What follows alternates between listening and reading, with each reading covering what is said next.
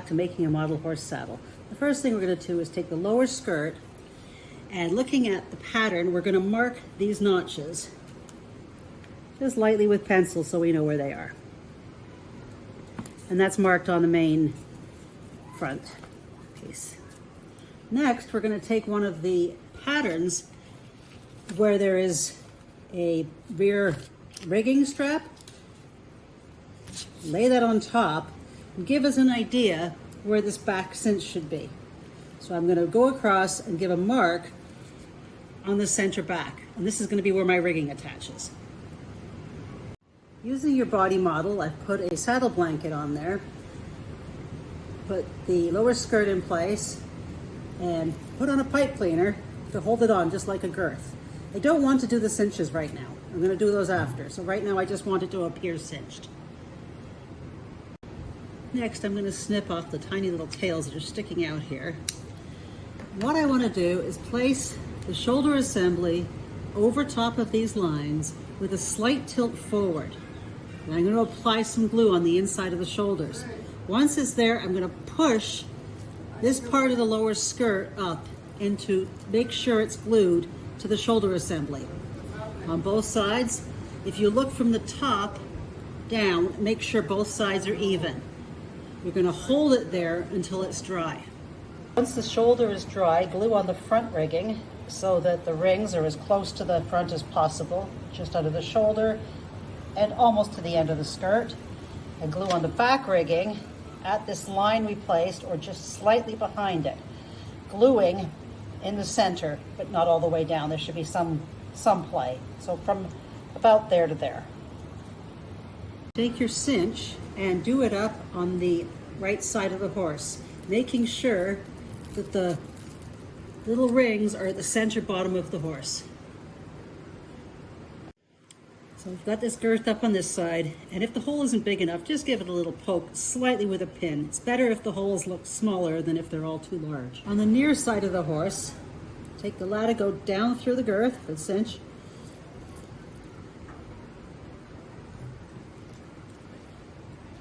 Straighten it up. Keep it straight, run it back down through the D-ring and back through the cinch again. With a little tug, and then this is going to go through the keeper once it's done. Now you can put a hole there for the buckle or not. I am not going to because it's so thin. So I'm just going to trim that off. Little pointed strap on there. And from now on, when I want to undo it, I'm going to use the buckle. This is going to stay. So you know it's nicely centered on the horse here and ready to go. You can now undo the other holder, in my case a pipe cleaner.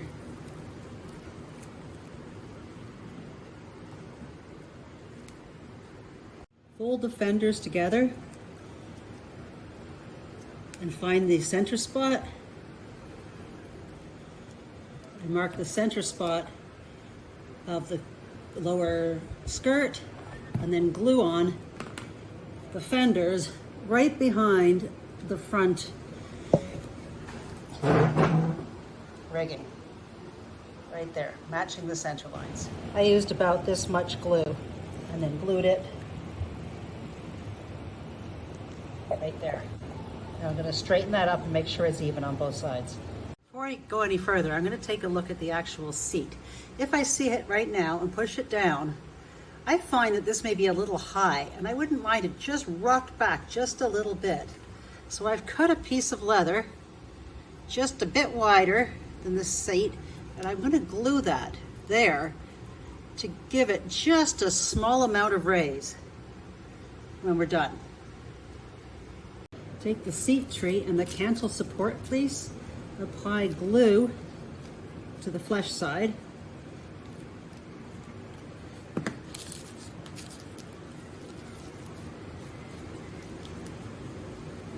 and then apply it to the back of the seat, pushing down, making sure it's in there properly, and hold it until it's dry. Once dry, trim off the excess around the edges. Next step, you can undo the cinch if it's easier for you. Apply a lot of glue to the entire underside, and then you're going to press that down, making sure it's centered in both front and backs. Make sure it's not twisted. Press it down and hold it. It's going to take about 5 minutes to dry. But you want to make sure everything's stuck down. If you find it easier, uncinch it or hold it up like that. I held mine like this while it was drying.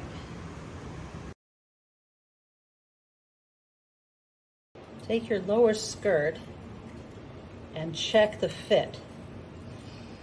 It should be parallel to the back and parallel along this line right here. Once you've got it, making sure it fits properly, take it off, apply glue all the way around, and carefully glue that into place. While you're gluing it, hold it and push it up into the back and make sure all the pieces are pushed down. A little scooching around will help. You notice it glues over top of everything else. I trimmed off the little edges that's going over the stirrups just to avoid some bulk. Next, apply glue to the smooth side, not the fuzzy side of the seat. Make sure the glue covers the entire saddle seat. Once you're done, put it on top of the saddle seat. Make sure you line up these sections as close right up to the front of the shoulder assembly. Carefully, make sure there's no glue on your fingers. Carefully glue that down, pushing it around, pulling it around, and with these pieces here, pull those to the front underneath the shoulder. Once it's dry, if there's any overlap, just trim that off with some scissors carefully. For the jockey, apply the glue along here and along the top, leaving this section without glue. Then very carefully, making sure everything is out of the way, you want to glue it so that it goes around the shoulder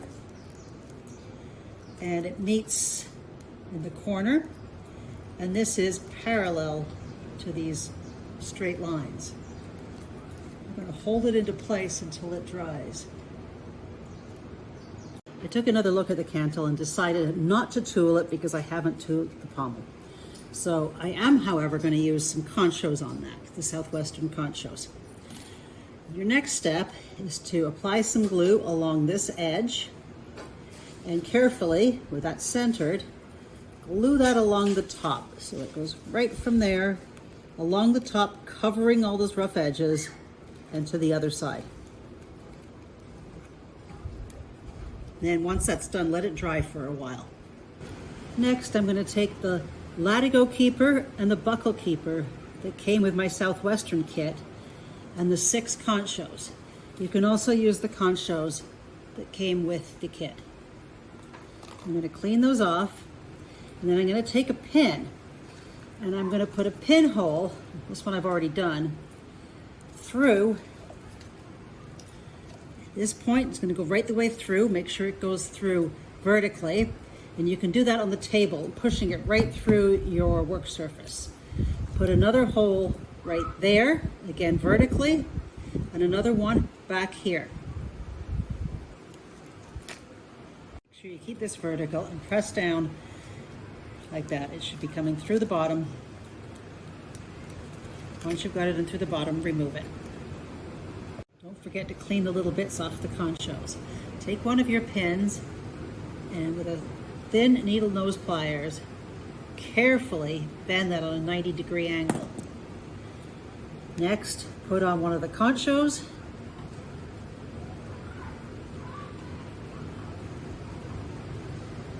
Followed by the cinch buckle keeper.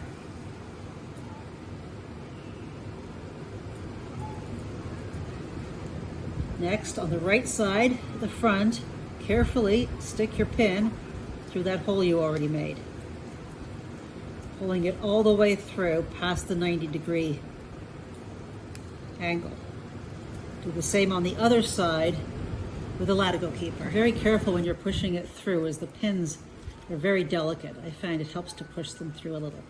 On the other side, you're going to snip off a bit of this extra. Don't worry about the leftovers, that'll be covered up after. Again, putting a 90-degree bend in your pin.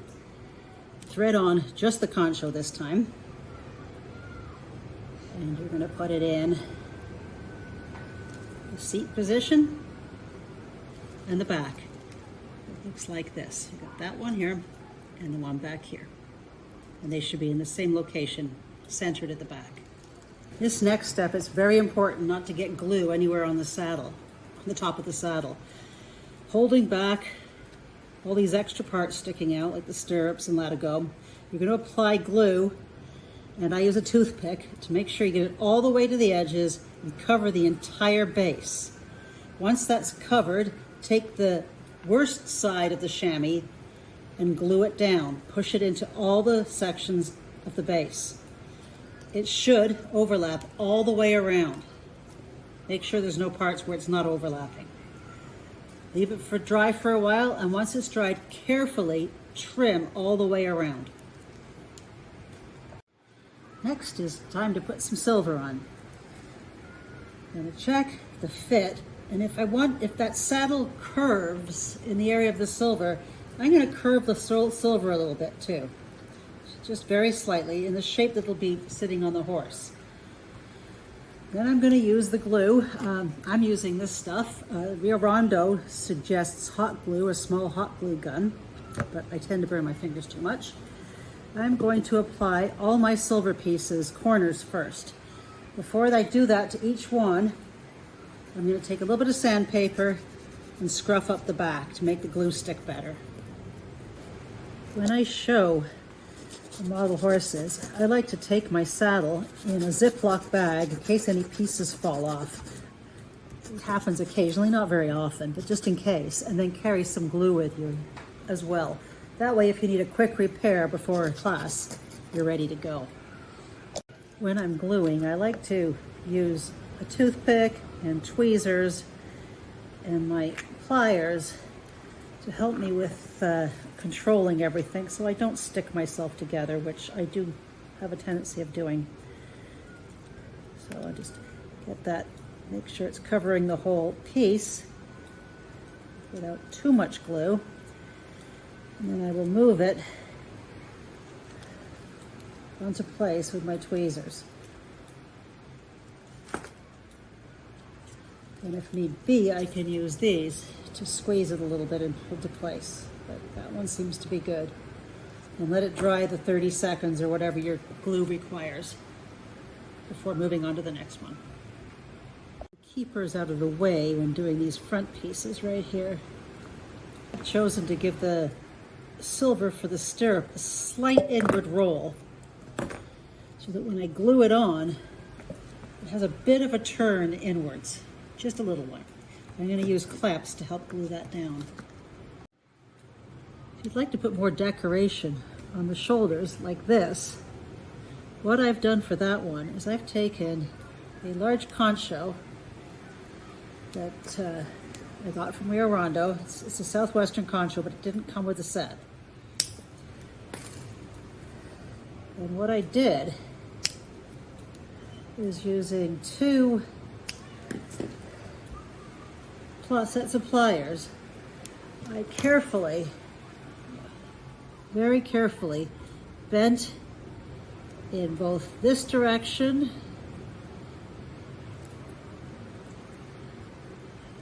and this direction, a little piece at a time. And then I kept trying it on the corner and bending it some more until it fit. It took a little bit of time. You have to go slow. You'll find some of the insides. You'll see there where the insides have cracked off some of the covering, but we'll put some coating on to cover the surface later.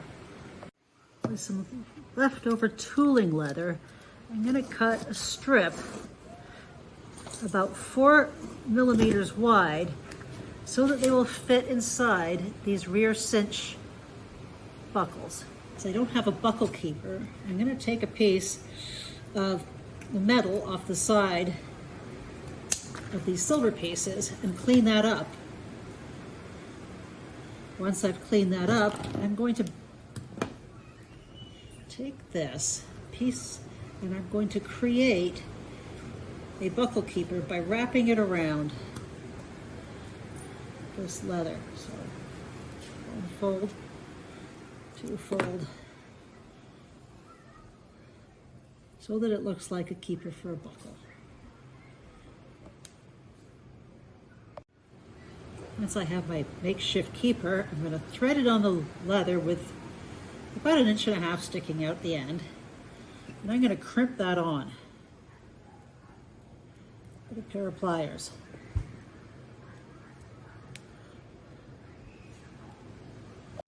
Once that is crimped on, thread the buckle through, pointing upwards, and glue it so that it sits like that. Just a little below that, glue on the little pointy keeper about there. Once that's fully dry, you're going to trim below the keeper so that it looks like it's the end of the leather.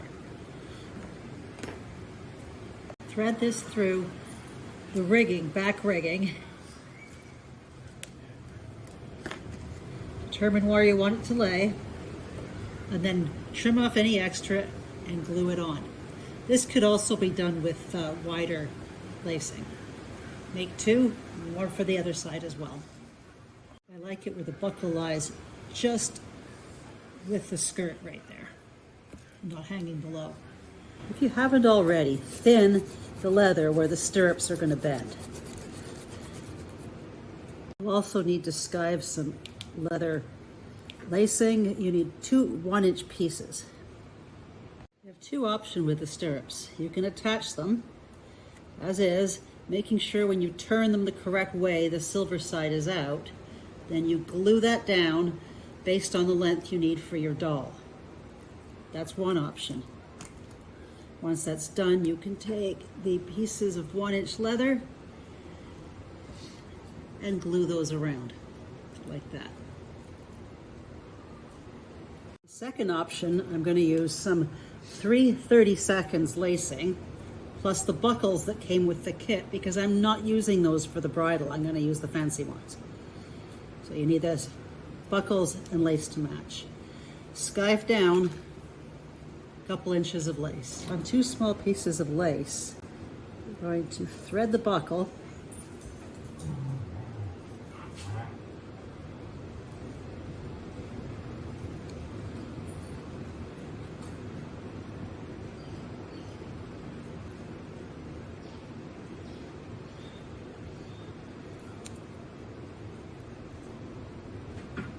and glue it down. Make sure there is plenty of room for another piece of lace to run through. If it doesn't go through easily, you're going to skive it more, sand it more. Another piece of lace thinned, with it very thin just at the tip, cut a little point at the end, and then lace that through the buckle. You can use some tweezers. Another piece of thinned lace with a little V-tip on the end. It's thinner at the end so I can put it through. I'm going to put that through. I like to use tweezers for that, and then down through the other side. And it's okay if it's a tight fit, because you don't want it moving a lot. It's not something you're going to be adjusting very often.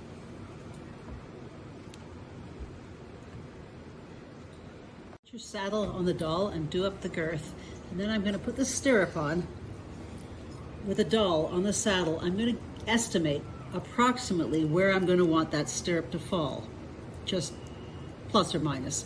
And I'm going to take a pencil and mark the center of where that fold will be. And I'm going to check it on both sides.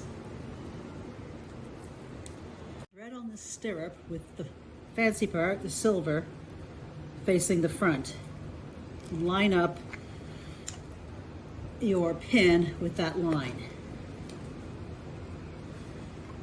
Now, with this one, I want to leave enough room to extend down more than up since I'm using a youth rider. So I'm going to have a look at this piece, and the piece with the buckle is going to go on the lower end, and the piece with the top is going to glue in there. So I'm going to trim those accordingly and leave enough tail going through here so I have a lot of room to extend. Now that I've pulled out enough tail, I'm going to apply some glue to just the very end of the top piece. And I'm going to glue that on up as high as I can so that it's in line with this stirrup. And I'm going to let that dry. Lining up the bottom piece, I'm going to trim that so it's about 1/2 inch in to this part. And then I'm going to glue that onto here. Making sure nothing else gets caught in the glue, I'm going to use a clamp to dry that on there. Now you have an adjustable stirrup. To finish the stirrups, you're going to need a piece of lace. I've skived that down, and then I'm going to put a little piece of metal there just to protect so nothing gets glued. I'm going to wrap the stirrup keeper around, protect the area, and then glue those on top. And it's important that those don't glue onto the stirrup so that you can move the stirrup up and down and change the length. The piece needs to be big enough so that that runs through, but neat enough on the front. Now go over your saddle. If you have any glue, especially on the seat, you can pick that off with a knife, just scrape it very lightly. Other things that work are acetone, but test it on a sample first to make sure it's not going to damage. Just slowly take off anything where there's glue. That really changes the finish. Final touch up, go over your saddle with your super sheen or leather finish that you're using. I like to use a Q-tip. And make sure you cover it all. Do not go over the silver, except for perhaps if you've damaged it, then you may want to cover that with some nail polish, clear nail polish. Make sure you get all the parts evenly. Do a better job of that in a second. And get inside your stirrups, but you don't get on any of the suede. Once you've done one coat, let it dry for 15 minutes, and then do a second coat. You want it to all look nice and even. Make sure all your silver is glued down properly. If this tip's sticking up, I may want to give it a little bend in.